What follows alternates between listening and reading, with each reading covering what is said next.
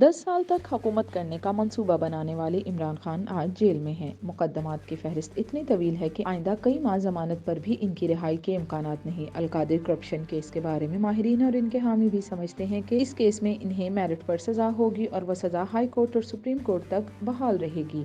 इसके अलावा सानिहा 9 मई के मुकदमात, तोशाखाना और बाकी करप्शन के मुकदमात अपनी जगह हैं। आज से 2 साल पहले जब इमरान खान से कहा जाता था कि वक्त हमेशा एक जैसा नहीं रहता, तो इस पर वो बहुत एतमाद से जवाब देते थे कि इस मुल्क की इंटेलिजेंस एजेंसीज को मेरे मुतालिक सब कुछ पता है, इसलिए मैं किसी से ब्लैकमेल नहीं होता। वो समझते थे कि इन्हें 10 साल तक तब्दील नहीं किया जा सकता। इस हवाले से वो जनरल फैज़ और जनरल बाजवा को अपना सबसे कीमती असासा समझते थे। इमरान खान ताकत के नशे में इस हद तक मस्त थे कि उन्होंने अपने दौरे हुक्मरानी के दौरान अपने हर मुखालिफ पर मुकदमात दर्ज कराए। इन्हें जेलों में डलवाया, ना किसी सियासतदान को छोड़ा, ना ही मीडिया मालिक को।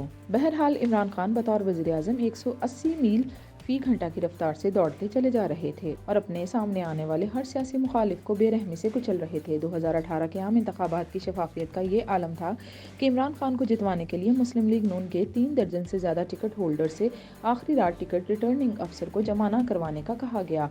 ऐसा सिर्फ इसलिए किया गया ताकि इन हलकों में मुस्लिम लीग नून किसी और उम्मीदवार को टिकट ना दे सके। यूँ इन 38 हलकों में मुस्लिम लीग नून का कोई उम्मीदवार ही नहीं था। ये लेवल प्लेइंग इस वक्त मुस्लिम लीग नून को नसीब हुई थी।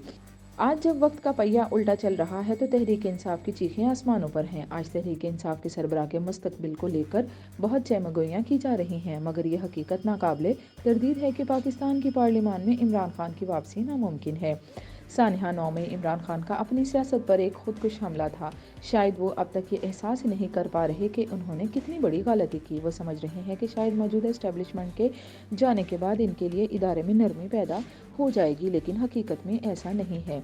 इमरान खान के साथ क्या होगा, इसका फैसला एक या दो अफराद को नहीं बल्कि इदारे को करना है। इदारा 9 मई को एक मुनज़्ज़म बगावत तस्वर करता है। सानिहा 9 मई आइंदा कई दहाइयों तक तहरीक इंसाफ और इमरान खान का पीछा करता रहेगा। ऐन मुमकिन है कि चंद साल बाद आने वाले सिपहसालार और DGISI का सानिहा 9 मई के जिम्मेदारान के खिलाफ एक्शन इससे भी सख्त हो, क्योंकि इदारे की याददाश्त बहुत मजबूत होती है। इसलिए आज जो कुछ तहरीक इंसाफ के साथ हो रहा है, ये किसी जमात की हिमायत या तहरीक इंसाफ की मुखालफत में नहीं हो रहा, बल्कि ये सब कुछ सानिहा 9 मई के जिम्मेदारान को मंतक़ी अंजाम तक पहुँचाने के लिए किया जा रहा है।